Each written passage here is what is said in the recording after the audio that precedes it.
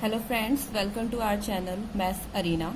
Let's start our next exercise and the last exercise of the chapter Coordinate Geometry 3.3. So question number first is, in which quadrant or on which axis do each of the points lie?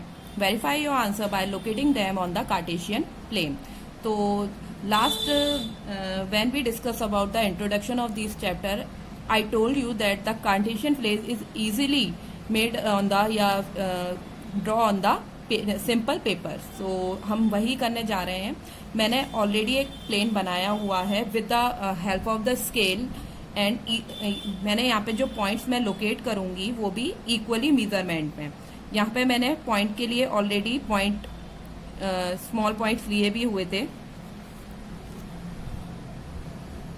इसी तरीके से इसके left side पे मैं सारे negative point ले रही हूँ. फर्स्ट ऑफ ऑल, जब भी आपको कार्टेशियन प्लेन बनाना है, पहले तो आप उसके जो पॉइंट्स हैं वो इक्वली मेजरमेंट पे लोकेट कर लीजिए, क्योंकि बाद में फिर गलती होने के चांसेस नहीं होते हैं. क्योंकि जो कार्टेशियन प्लेन होता है उसमें हमें आपको क्या बताना होता है, आपको एक डिस्टेंस बतानी होती है पर्टिकुलर पॉइंट्स की, और वो डिस्टेंस इक्वली मेजरमेंट में नहीं होंगी तो क्वेश्चन के गलत होने के चांसेस ज़्यादा हो जाते हैं. ठीक है. अब आई थिंक आपको स्केल की वैसे तो इसमें नीड नहीं होती है, लेकिन आपको स्केल लेना ज़रूर आना चाहिए. स्केल के लिखने का क्या पैटर्न होता है हम डिस्कस करते हैं पहले एक्स एक्सिस के लिए. क्योंकि मैंने इसमें 1 सेंटीमीटर का ही डिस्टेंस लिया हुआ है, तो 1 यूनिट इज इक्वल 1 सेंटीमीटर. ये हमारे एक्स एक्सिस के लिए है. और इसी तरीके से 1 यूनिट इज इक्वल 1 सेंटीमीटर ये हमारे वाई एक्सिस के लिए है. मतलब मैंने दोनों के लिए ही सेम मेजरमेंट लिया हुआ है. आप चाहें तो 2 यूनिट को मिला के 1 सेंटीमीटर कर सकते हैं, क्योंकि कभी कभी जो क्वेश्चंस होता है बहुत ज़्यादा मैथ्स हो जाता है उसमें. काफ़ी मतलब जैसे ज़्यादा पॉइंट्स होते हैं तो वो बहुत कॉम्प्लिकेटेड दिखने लगता है और काफ़ी मिक्सिंग हो जाती है. तो क्लियर बनाने के लिए हम 2 यूनिट को 1 सेंटीमीटर के इक्वल भी ले सकते हैं. तो ये आप इजीली स्केल भी अपने आप लेना जानते ही हैं. सो नाउ हमें ये बताना, हमें इन पॉइंट्स को लोकेट करना है. तो सबसे पहले मैं इन पॉइंट्स को लोकेट करने के लिए इनको ना नेम दे देती हूँ.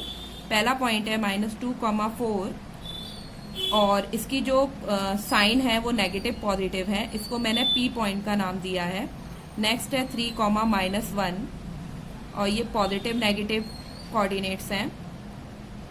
नेक्स्ट है हमारा -1,0 x, और यहाँ पे कोई जीरो कभी ना तो नेगेटिव होता है ना पॉजिटिव होता है, ये न्यूट्रल होता है, तो इसके लिए मैंने कोई साइन यूज नहीं किया है. और 1,2 दोनों ही पॉजिटिव है. और लास्ट है हमारा T. आप कोई भी अनदर नेम लिख सकते हैं, वो मैंने हेल्प के लिए, ताकि मुझे ये कोऑर्डिनेट्स ना शो करने पड़े, मैं उनके डायरेक्टली पॉइंट शो करूंगी, तो इसलिए मैंने इनको नेम दे दिए हैं. अब इनको शो करते हैं. सबसे पहला पॉइंट था हमारा P -2,4. -2,4 नेगेटिव पॉजिटिव, मतलब कि ये थर्ड हमारा कोऑर्डिनेट. माइनस मतलब कि x की माइनस डायरेक्शन और y की पॉजिटिव, इसका मतलब ये सेकंड क्वाड्रेंट होता है. तो -2 ये है हमारा, और दूसरा पॉइंट है 4. तो हमें स्केल की हेल्प से मैं P पॉइंट के दोनों एक्सिस से लोकेशन को बता सकती हूँ. ये हमारा P कोऑर्डिनेट हो गया. फिर है हमारा 3,-1. तो पॉजिटिव नेगेटिव, x पॉजिटिव है हमारा और y नेगेटिव है, तो 3x की वैल्यू 3 और y की वैल्यू -1. तो ये हमारा कौन सा पॉइंट हो जाता है, ये हमारा सेकंड पॉइंट Q हो जाता है. ठीक है. इसी तरीके से हमारा है थर्ड पॉइंट R -1,0. अगर इस तरह का कोई भी कोऑर्डिनेट गिवन हो जिसमें एक वैल्यू मिसिंग है, इधर it's the value of the X axis और it's value of the Y axis, तो हमें क्या होगा, ये एक्सिस की बात हो रही होगी, ना कि फिर पूरे कोऑर्डिनेट की. जैसा कि आप देख रहे हैं यहाँ केवल y की नेगेटिव वैल्यू दी हुई है, तो y की नेगेटिव वैल्यू इधर आ जाती है. और सॉरी x की नेगेटिव वैल्यू है ये, तो x की नेगेटिव वैल्यू -1 और y की वैल्यू 0, मतलब कि ये, तो ये केवल इस लाइन की बात हो रही है, इस एक्सिस की बात हो रही है. तो ये हमारा पॉइंट हो जाएगा R. ठीक है. क्योंकि इसमें ये कोऑर्डिनेट्स नहीं है, ये कोऑर्डिनेट ये एक्सिस है, क्योंकि इसमें केवल एक वैल्यू गिवन है और दूसरी वैल्यू मिसिंग है. अब लास्ट है सेकंड लास्ट है हमारा पॉइंट S 1,2. तो 1,2 दोनों ही पॉजिटिव है। इसका मतलब हमारा फर्स्ट क्वाड्रेंट की बात हो रही है जहां x की वैल्यू 1 और y की वैल्यू 2 है, जिसे हमने s पॉइंट का नाम दिया है। और लास्ट है हमारा t -3 -5 जो कि थर्ड क्वाड्रेंट है जहां एक्सिस हमारा -3 है और ऑर्डिनेट हमारा -5 है और this is the point t। So you can see कि how we can easily locate all the points with the help of the Cartesian plane. तो हमें सारे पॉइंट्स की एक तो पोजीशन पता लग गई और हमने सारे पॉइंट को इजीली लोकेट कर दिया। बट इसमें आप यही ध्यान रखिए कि इसके पॉइंट्स इक्वली डिस्टेंस पे मेजर होने चाहिए।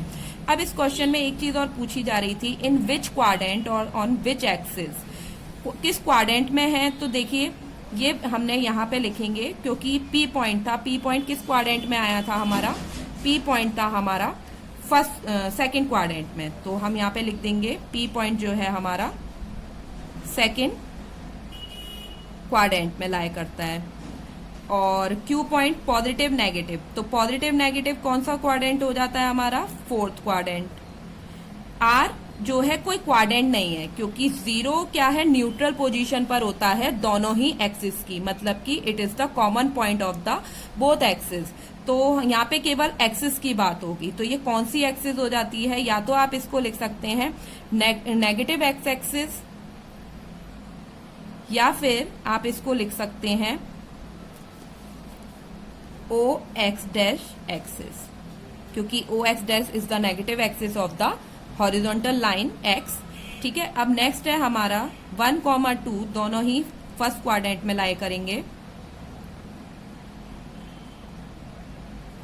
और लास्ट था हमारा माइनस, तो ये है हमारा थर्ड क्वाड्रेंट। तो इस तरीके से हमारा जो क्वेश्चन है, क्वेश्चन नंबर फर्स्ट कंप्लीट होता है यहीं पे।